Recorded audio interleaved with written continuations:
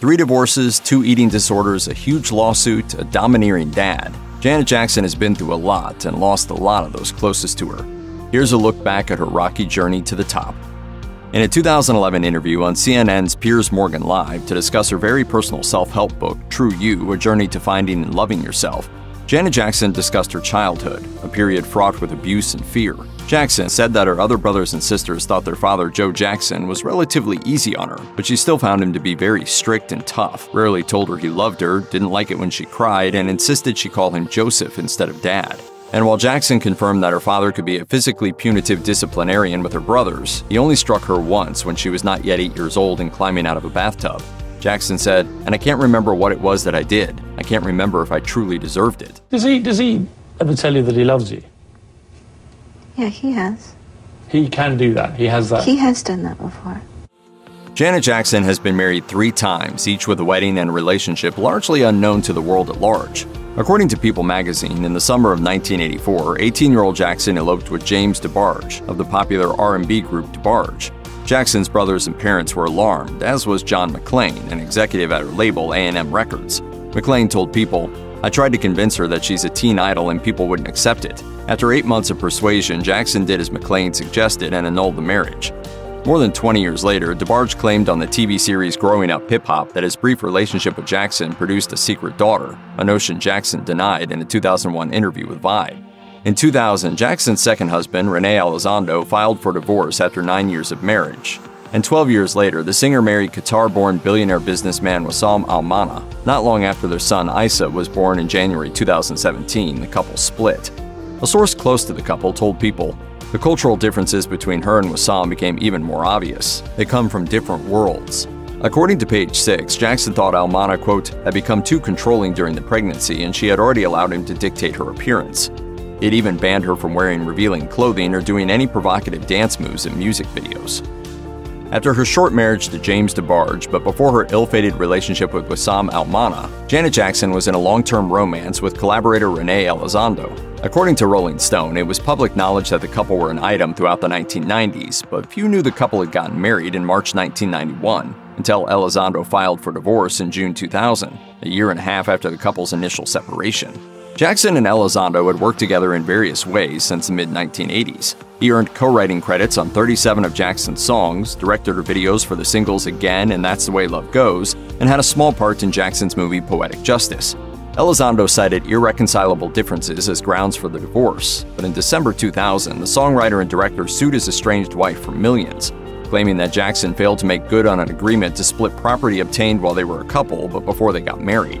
In the filing, Elizondo reported that Jackson had said she'd split the profits from her 1989 album Rhythm Nation 1814 among other properties. Media reports vary on how much Elizondo sued for, but when the legal dust settled 2 years later, Jackson had to pay out $15 million and cede the deeds to a Mercedes and a 5-bedroom Malibu beach house. For a roughly 2-year period from 1995 to 1997, Janet Jackson dealt with a long-lasting depressive episode. It coincided with a period in which she didn't speak with her sister LaToya Jackson and was so distant from her brother Michael Jackson that she had not yet met his baby son. Jackson told Newsweek, "I was very, very sad, very down, couldn't get up sometimes. There were times when I felt very hopeless and helpless, and I felt like walls were kind of closing in on me. I didn't know what it was, and it would come like here and there. I thought I was just having a funky day, and it just got progressively worse until it was every day." Jackson recalled that while recording The Velvet Rope, she would cry so hard she would be unable to sing, delaying the production of the album because it was too overwhelming at times. Jackson traced her depression and feelings of worthlessness to elementary school, telling Newsweek, "Not all my Caucasian teachers were mean, but I had a couple that weren't nice to me at all. One of them embarrassed me in front of the entire class, and I just never got over that." At the age of 10, Janet Jackson's father got her a role as Penny Woods on the later seasons of the hit 70s sitcom Good Times. As she grew into adolescence in front of TV cameras, Jackson subsequently suffered psychological blowback. She told the Today Show, "It would put gauze around my chest to make me smaller, and I think that has an effect on you, as if who you are isn't good enough." As an adult, Jackson's body image issues manifested as an eating disorder. She told The Telegraph, "Food has always brought me comfort, and the binging is triggered when I'm in a space that's not positive. Maybe something happened and I'm feeling depressed. I eat to fill that void. Afterwards, I'll beat myself up about it." Additionally, according to the New York Daily News, Jackson adopted patterns of bulimia and anorexia. Jackson told the outlet, "I'd swing so far in one direction, I never thought I could swing so far in the other. You're losing weight and getting smaller, and I'd still say to myself I could afford to lose a little more. She said that people around her had been able to tell when something was wrong, and she's learned to keep an open mind to those words. In June 2009, amidst rehearsals for a sold-out series of London concerts designed to revive his career, music superstar and king of pop Michael Jackson unexpectedly died at the age of 50. After being discovered unresponsive at his Los Angeles home, emergency revival techniques failed and Jackson was pronounced dead at a local hospital. Jackson died from an overdose of the powerful surgical painkiller propofol, for which his personal physician, Dr. Conrad Murray, was found criminally responsible. Jackson was close with his sister, who spoke about the death about a year later on The Oprah Winfrey Show. Regarding efforts to address her brother's substance abuse issues, Jackson said, "People think we were in denial, but we weren't. We tried intervention several times. He was very much in denial. He didn't think he had a problem." Janet added that Michael's death was hard to believe, saying, "There isn't a day that goes by that I don't think about it, that all of us in the family don't think about it, every single day." Janet Jackson and Justin Timberlake performed at the 2004 Super Bowl, and at the conclusion of the show, Timberlake tore off a piece of Jackson's costume as choreographed, but he pulled too hard, resulting in the exposure of Jackson's breast. He was to take and rip the piece off that he did. The leather piece. Right, but more came off than what was supposed to.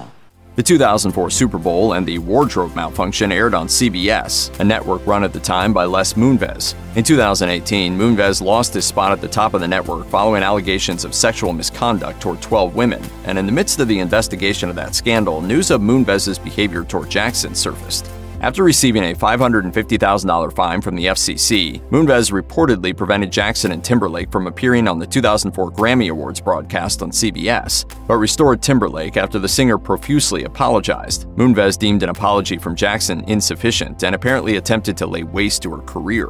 He ordered sibling companies VH1 and MTV, as well as any CBS or Viacom-related radio stations, to cease playing Jackson's videos and music, according to Rolling Stone, which basically meant no promotion for Jackson's latest album, Demita Joe, which sold poorly relative to her previous releases.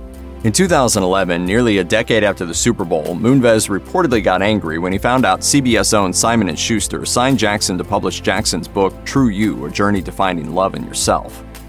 As one of the most dominant pop stars of the 1990s, Janet Jackson went to #1 on the Billboard Hot 100 5 times during the decade, the final chart topper being Together Again, the second single from her 1997 album, The Velvet Rope. A bouncy, peppy, danceable song, the music of Together Again obscures the hit's lyrical message and intent. Jackson told MTV News, "I wanted to write about friends who have died of AIDS without being mournful or sad. I wanted to celebrate their spirit." In the liner notes to The Velvet Rope, Jackson specifically dedicated Together Again to the friends I've lost to AIDS: Dominic, George, Derek, Bobby, Dominic, Victor, Jose. I miss you and we will be together again. This was written for you. According to the UN AIDS Outlook report, the song, released in commemoration of World AIDS Day 1997, sold 6 million copies worldwide and raised awareness of the fight against the deadly disease. Jackson pledged proceeds from the single to AMFAR, the American Foundation for AIDS Research. If you are struggling with an eating disorder or know someone who is, help is available. Visit the National Eating Disorders Association website or contact NEDA's live helpline at 1-800-931-2237. You can also receive 24/7 crisis support via text. Send NEDA to 741-741.